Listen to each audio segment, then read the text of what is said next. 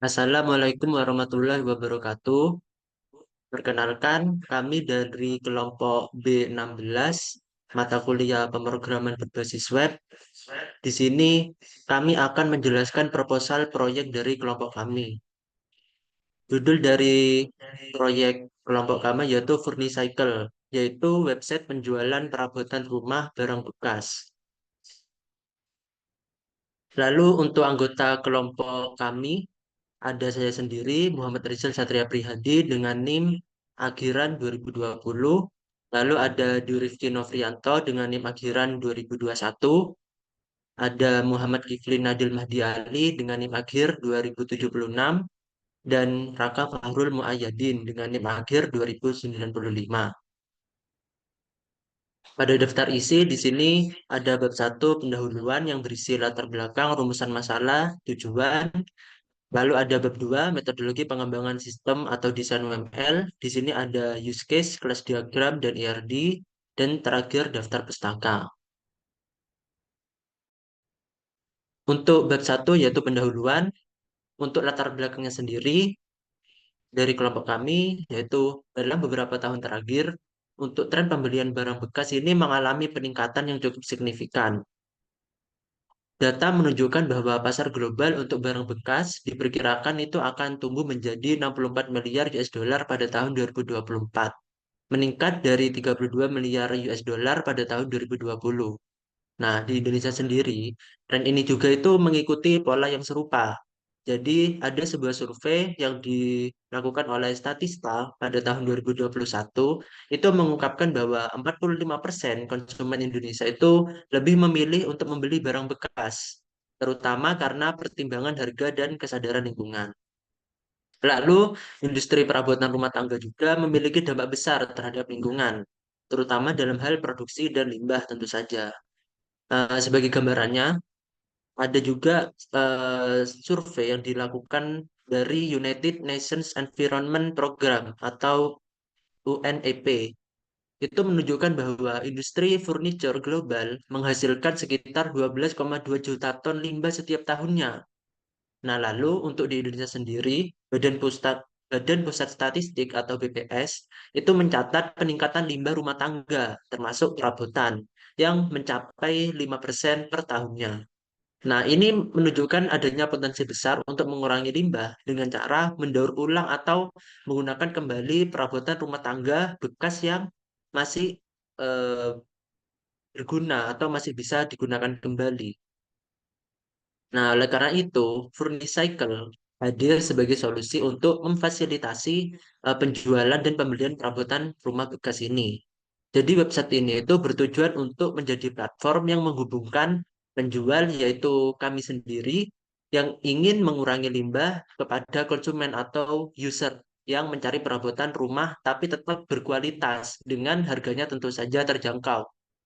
Nah, selain itu juga Furnicycle ingin mendukung gerakan daur ulang dan penggunaan kembali barang-barang yang tidak terpakai, sehingga itu dapat mengurangi jejak karbon yang dihasilkan dari produksi dan distribusi perabotan baru. Nah, lalu juga dengan menawarkan perabotan bekas yang masih memiliki nilai guna atau yang masih bisa digunakan kembali. Nah, Furnicycle ini tidak hanya membantu memperpanjang masa pakai barang, tetapi juga akan memberikan alternatif yang lebih terjangkau lah bagi konsumen yang ingin mendekorasi rumahnya tanpa harus mengeluarkan biaya yang tinggi. Jadi, melalui platform ini, pengguna atau user ini dapat menemukan berbagai macam perabotan rumah, mulai dari kursi, meja, lemari, hingga dekorasi rumah dengan kualitas yang masih baik dan dengan harga yang terjangkau dibanding jika user itu membeli produk yang baru. Nah, kemudian pada bab 1.2 yaitu rumusan masalah. Nah, jadi untuk rumusan masalah dari kelompok kami yaitu pertama, bagaimana membangun kepercayaan konsumen terhadap kualitas dan daya tahan perabotan bekas. Lalu yang kedua, bagaimana mengembangkan strategi pemasaran yang efektif dan inovatif agar konsumen baru itu dapat menarik konsumen baru dan memperluas jangkauan pasar dari toko kita. Lalu yang ketiga, bagaimana menyediakan platform yang mudah digunakan dan aman bagi user, jadi user friendly. Lalu yang keempat, bagaimana meningkatkan kesadaran masyarakat akan pentingnya pembelian perabotan bekas untuk solusi yang ramah lingkungan, ekonomis, dan mendukung upaya pengurangan limbah serta keberlanjutan. Nah, lalu ada bab 1.3 tujuan dari kami menciptakan Furnicycle ini, yaitu untuk membangun kepercayaan konsumen terhadap kualitas dan daya tahan perabotan bekas. Lalu yang kedua, untuk mengembangkan strategi pemasaran yang efektif dan inovatif untuk menarik konsumen baru dan memperluas jangkauan pasar, tentunya dengan kita menjual melalui website.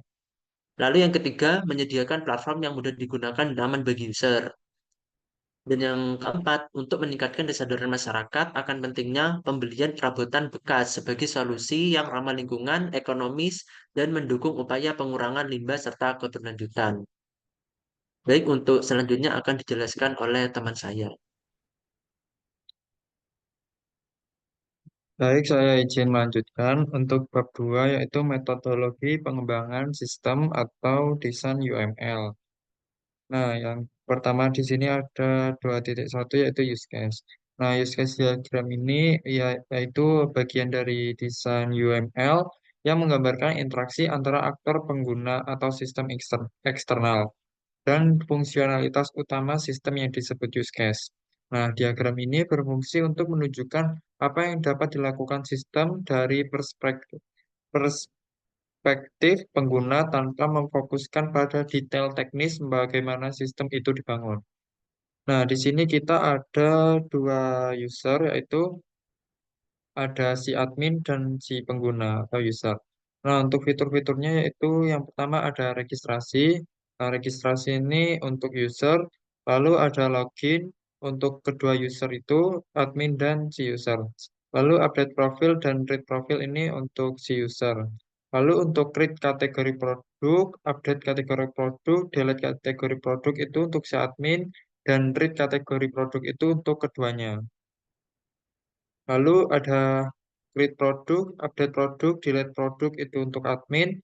Lalu untuk create produk itu untuk kedua user. Nah, untuk create order itu untuk si user, update order user, delete order untuk user. Nah, untuk create order ini untuk kedua user. Lalu ada create jenis pembayaran dan delete jenis pembayaran itu untuk si admin. Untuk read jenis pembayaran itu untuk kedua user. Nah, lalu ada read rewired order dan logout itu untuk kedua user. Next akan dilanjutkan oleh teman saya. Baik, saya akan lanjutkan di sini pada kelas diagram. Jadi kelas diagram itu adalah salah satu jenis diagram dalam Unified Modeling Language atau UML yang digunakan untuk memodelkan struktur statis dari sebuah sistem perangkat lunak.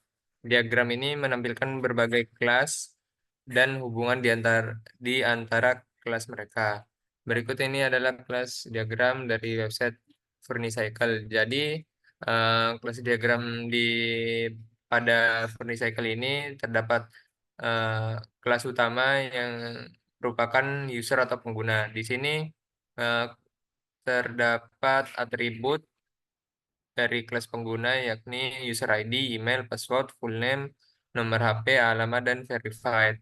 Dan metode yang ada pada kelas ini merupakan register, login, dan update profile, lalu ubah password, dan verif email.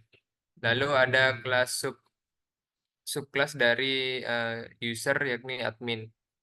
Untuk kelas admin ini memiliki atribut seperti level admin, yang merupakan atribut tambahan dan beberapa metode khusus untuk verif user, status produk, dan membuat laporan.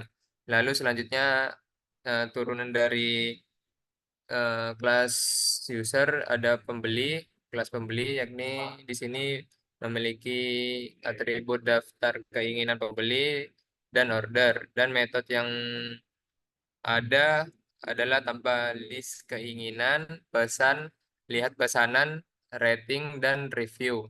Lalu ada kelas pesan di sini. Nah, di sini kelas pesan terdapat beberapa atribut yakni order ID, ID pembeli, ID penjual, jumlah total, order date, status pesanan, dan alamat pengiriman. Dan metode yang ada di kelas pesanan ini terdapat tambah, proses, cancel, dan konfirmasi per pengiriman. Hubungan dari antara pembeli dan pesanan adalah one to many. Lalu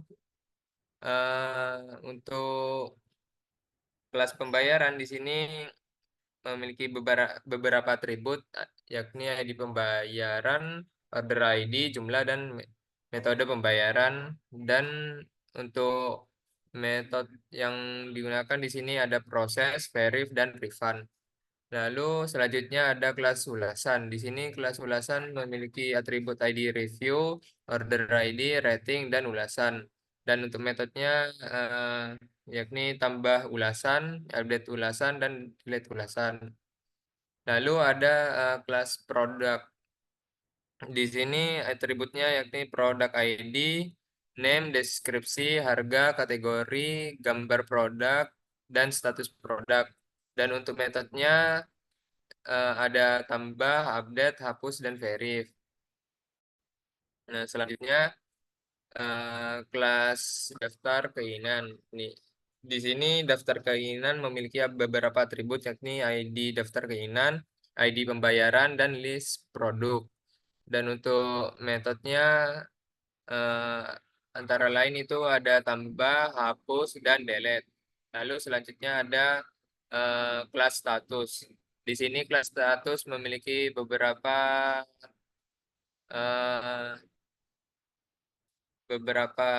apa ya, subkelas di dalamnya, yakni ada status status produk, yakni ada di dalamnya itu ada pending, sold, delete, dan aktif. Dan untuk status pesanan ini termasuk ada pending, proses, complete, cancel, dan dibayar. Dan untuk status pembayaran ada pending, sukses, file, dan refund. Dan juga metode yang ada pada pembayaran ini seperti e-wallet, credit card, dan virtual account. Mungkin itu saja dari saya. Selanjutnya bisa dijelaskan oleh teman saya. Oke, saya akan melanjutkan yang yaitu IRD. IRD adalah alat yang digunakan untuk memodelkan hubungan antara entitas dalam sistem basis data. IRD memvisualkan struktur basis data termasuk entitas, atribut, dan relasi di antara entitas. Tujuannya adalah memudahkan pemahaman alur informasi dalam sistem dan membantu merancang basis data yang terstruktur dengan baik. Entity IRD yang telah dirancang memberikan panduan visual yang jelas mengenai struktur basis data. Dengan IRD ini, hubungan antara entitas dapat dipetakan dengan baik, mendukung perancangan basis data yang efisien dan dapat diimplementasikan secara optimal. Nah, di sini terdapat banyak entitas. Yang pertama itu entity admin. Nah, hubungannya dengan order yaitu one to many. One di sisi admin dan many di sisi order. Bentuk yang selanjutnya, entity pengiriman method, yaitu memiliki hubungan dengan order yaitu one to many, one di sisi order, dan many di sisi one di sisi pengiriman method dan many di sisi order. Yang selanjutnya, entity order status memiliki hubungan dengan order yaitu one to many, one di sisi order status dan many di sisi order. Yang selanjutnya yaitu entity user. User ini memiliki hubungan dengan order yaitu one to many, one di sisi user dan many di sisi order. Selanjutnya hubungannya dengan review yaitu one to many, one di sisi user dan many di sisi review. Yang selanjutnya hubungannya dengan entity keranjang yaitu one to many, one di sisi user dan many di sisi keranjang. Untuk yang selanjutnya entity alamat. Entity alamat memiliki hubungan dengan user yaitu one to many, one di sisi alamat dan many di sisi user. Untuk alamat sendiri mempunyai hubungan dengan entiti kota, kecamatan, dan provinsi. Dan hubungannya an- untuk kota, kecamatan, dan provinsi yaitu one dan many-nya ada di entiti alamat. Untuk yang selanjutnya yaitu entiti produk memiliki hubungan dengan keranjang yaitu one to many, one di sisi produk dan many di sisi keranjang. Selanjutnya eh, dengan produk kategori one di sisi produk kategori dan many di entity produk. Yang selanjutnya yaitu order detail. Nah, order detail ini sebenarnya pecahan dari entity produk dan order. Jadi hubungannya order dengan produk yaitu many to many. Karena nanti kalau tidak dipecah akan multi value. Jadi kita membuat entity order detail. Jadi untuk ID dari order detail yaitu eh gabungan dari order ID dan produk ID. Untuk yang selanjutnya yaitu pembayaran. Ini memiliki hubungan dengan order yaitu one to many. One di sisi pembayaran dan many di sisi order. Di sini di entity pembayaran terdapat eh, sub entity. Jadi ada M-Banking dan COD. Di sini bisa di bisa di apa? Bisa dibilang M-Banking dan COD ini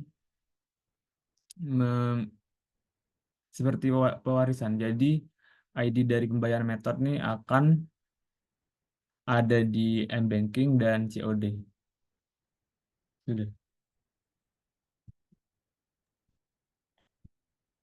Baik, untuk berikutnya ada daftar pustaka.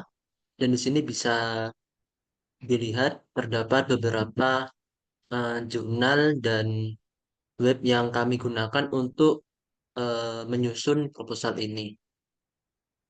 Jadi sekian untuk presentasi proposal dari kelompok kami yaitu B16. Kurang lebihnya kami mohon maaf. Terima kasih. Wassalamualaikum warahmatullahi wabarakatuh.